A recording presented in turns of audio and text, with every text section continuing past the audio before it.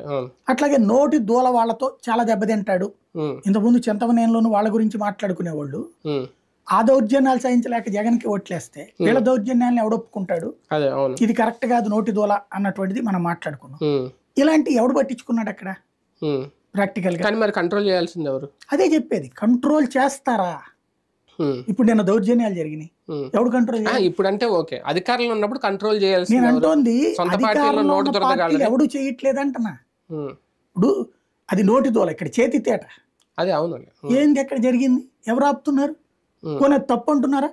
అతను అవన్నీ చేస్తానని సేపు ఎవడు తప్పనలా, ప్రత్యర్థులు తప్పించి. హ్మ్. ఇప్పుడు ప్రత్యర్థులు తప్పు అంటున్నారు తప్పించి ఎవరు మాట్లాడలే. హ్మ్. న్యూట్రల్గా మాట్లాడి మనలాంటి వాళ్ళు చెప్పినప్పుడు వినేసి వదిలేస్తారు, హ్మ్. లేదా మన మీద పడి ఏడుస్తారు తప్పించి ఏం లేదు. హ్మ్. ప్రాక్టికల్ పాయింట్ ఏంటి?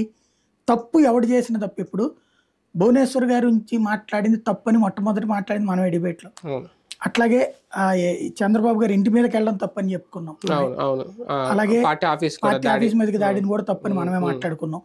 నోటి దూల అట్లాగే ఆ గుళ్ళ గురించి మాట్లాడినప్పుడు హ్మ్. హ్మ్. అది తప్పని రథం మనమే రథం మాట్లాడుకున్నాం. హ్మ్. ఇవన్నీ అంతర్వేది. మన డిబేట్లో నడిచినాయి కదా. హ్మ్. కానీ ఎక్కడ విన్నారు? ఎవరు విన్నారు? అధికారంలో ఉన్నప్పుడు అహంకారం అనేది చుట్టూ వైఫైలా ఉంటుంది. హ్మ్. ఎవరు పట్టించుకోరు. హ్మ్. ఆ చెప్పొచ్చారులే అనుకుంటారు. హ్మ్.